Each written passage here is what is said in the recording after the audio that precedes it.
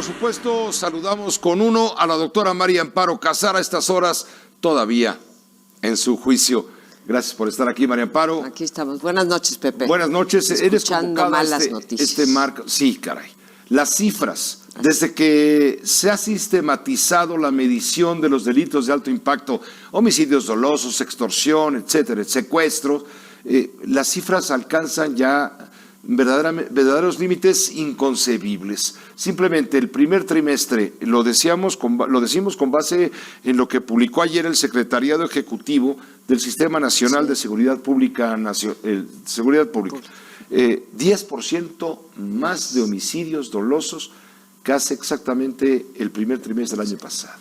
Así es, y si lo corremos en un periodo más largo también hay un incremento. Es uno de los años que, si lo proyectamos, vamos a acabar con el año pues más violento que haya vivido México, que ya es decir, lo que ya no alcanza, no nada más son las cifras, Pepe, lo que ya no alcanza es ni el discurso ni las estrategias con respecto a la seguridad. Es una lástima que hoy no haya comparecido en el Senado, en la Cámara, en el Senado era, ¿verdad? En el Senado, sí.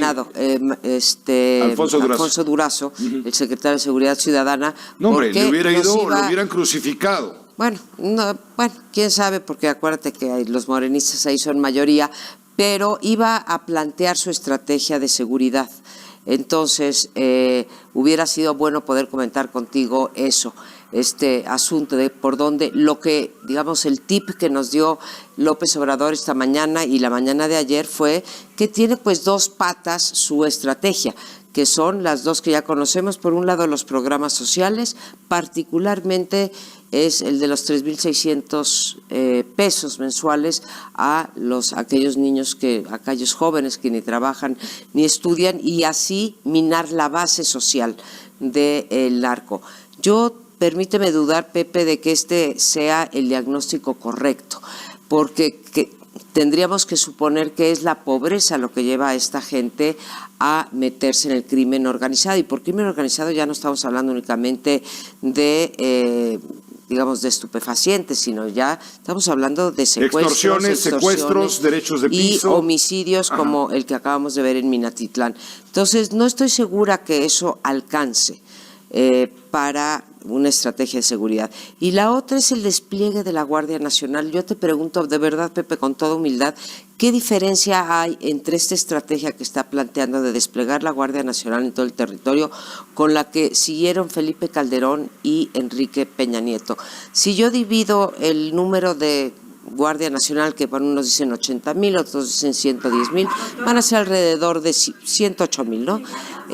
Lo divido entre 260 regiones que va a dividir López Obrador del país. Vamos a tener 300 guardias por cuadrante, por digamos. Cuadrante, sí, en el que ha dividido. Habrá más en algunos que en otros. Habrá más, claro, dependiendo del índice delictivo. Tú estás promediando, sí. Bueno, pero tú dime si eso va a parar el crimen organizado. El presidente dijo, ¿no?, en la conferencia de prensa de Palacio, bueno, no fue en Palacio, fue en Veracruz. Dijo ayer, en 6 meses habrá mayor control de la violencia y por ende habrá mayor seguridad. Tengo la impresión de que el presidente no se fue a dar una solución concreta respecto a políticas en materia de combate al crimen, sino más bien compró un tiempo, compró un plazo más antes de seguir siendo criticado porque el gobierno no está sabiendo confrontar la realidad brutal que él dice le fue heredada. Es un cochinero que le fue heredado de los regímenes anteriores. Y eso tiene razón, no que lo haya provocado el neoliberalismo, pero que le dejaron un cochinero en términos de los índices delictivos, nadie lo puede dudar, y tampoco podemos dudar que no es humanamente posible que en los meses de gobierno que lleva, que ya van a ser 5, hubiera podido bajar esos índices delictivos. Pero lo que sí podemos dudar es, 1, de su estrategia, 2, del llamado que le está haciendo a que mejor justicia que legalidad, y 3, a cualquier cosa que se aparte en efecto de esa legalidad que también es parte del Estado de Derecho, no solamente la inseguridad, sino la obediencia a las leyes que no la estamos viendo. Creo que es arriesgado, no dio ningún número, Pepe, no se atrevió a decir, oye, la voy a bajar en 10%, la voy a bajar en 5%. Ahorita, bueno, hasta hace unos días antes de que saliera este número del secretariado, teníamos 80 homicidios diarios. Ahora son 93 homicidios diarios. O sea, 93. Supongo que pero no atinadamente no dijo lo voy a bajar a 80. Mira, Vianey Pichardo, reportera de 1TV Noticias, nos preparó esta información sobre lo que hoy revela semáforo delictivo, que se refiere no solamente a los 8,000 y pico de homicidios dolosos, sino a los otros ocurridos en el primer trimestre, es decir, de enero a lo que va, sino de los otros delitos también de alto impacto. El semáforo delictivo reportó un aumento extraordinario de homicidios, extorsión y secuestro en el primer trimestre del 2019. Entre enero y marzo, los homicidios aumentaron 10%, la extorsión 47%, el secuestro 45% y la violación 24%. La tasa de homicidios es histórica, advierte la organización. Al corte de marzo se reportaron 8,493 víctimas en todo el país. Nuevo León encabeza la lista con un aumento récord de 104%, seguido de la Ciudad de México con 48% y Tabasco con 47%. La organización asegura que estas cifras se deben a que el problema de raíz está en la prohibición de drogas. Este es un tema de mercado de drogas. Son incentivos perversos del mercado de drogas. Cuando tú prohíbes una sustancia, creas un mercado negro y ese mercado negro se defiende con plata o con plomo. Y eso es lo que ha estado sucediendo en México. Y es que, de acuerdo con esta organización, 8 de cada 10 homicidios está relacionado con la disputa de territorio del crimen organizado. ¿Cuándo te bajan los muertos en un estado? Cuando las mafias se ponen de acuerdo o cuando un grupo domina al otro y ya se acabó el pleito. Esa es la dinámica. Entonces, depende de ellos el que suba o baje. Depende de nosotros resolverlo.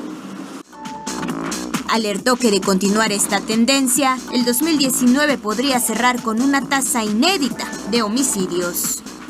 Si queremos saber cómo pudiera cerrar la del año, pues estamos hablando de 24 homicidios por cada 100,000 habitantes, por arriba de la tasa que tuvimos el año pasado.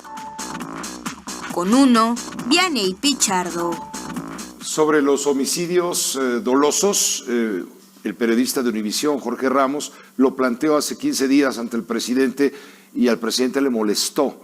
Lo increpó y se trenzaron en una discusión, siendo que son datos que están avalados ya. Son datos oficiales. Del secretario ejecutivo del Sistema Nacional de Seguridad Pública y ahora semáforo delictivo también lo rubrica. Ahora, nada más para cerrar el comentario, fíjate dos de las ciudades en donde más incremento hubo, dos de los estados, Nuevo León y la Ciudad de México, que son dos de los estados pues más prósperos, que más contribuyen al PIB y que mejores policías tienen, la Ciudad de México y Nuevo León, y sin embargo ahí hubo un aumento del crimen de 108% en Nuevo León, en la Ciudad de México de 48 o 42%, estaba tomando nota de lo que decías. Entonces, pues me parece, repito, que el diagnóstico no está bien, y sin un diagnóstico adecuado, pues no puedes tomar las medidas. ¿Qué nos dice, por ejemplo, de el contubernio entre autoridades y crimen organizado? No nos dice una palabra. Nos dice, a ver, con el ejemplo de Cuitlagua García en Veracruz, decir, cuando Yunes estaba, bueno, Yunes era un ratero, pero ahora Cuitlagua, que es bueno, y le da el espaldarazo. Bueno, muy bueno será el señor, pero el crimen organizado no se define porque tengas un buen gobernante. Se rige por leyes distintas. Totalmente distintas. Las propias. Y la honestidad, vamos a suponer que el señor Cuitlagua García es realmente muy honesto. Con la honestidad no vas a desaparecer la corrupción. Entonces, creo que sí tiene un faltante ahí en su diagnóstico para poder trazar esa estrategia. A 5 meses de gobierno, siendo que el principal problema que perciben los mexicanos es la violencia, que no tengamos una estrategia nacional contra la inseguridad, simplemente no me lo explico. Gracias, doctora Casar, por tu comentario, por tu análisis. Aquí estamos el próximo martes. Gracias, por supuesto, la doctora María Amparo Casar, a estas horas todavía en su juicio.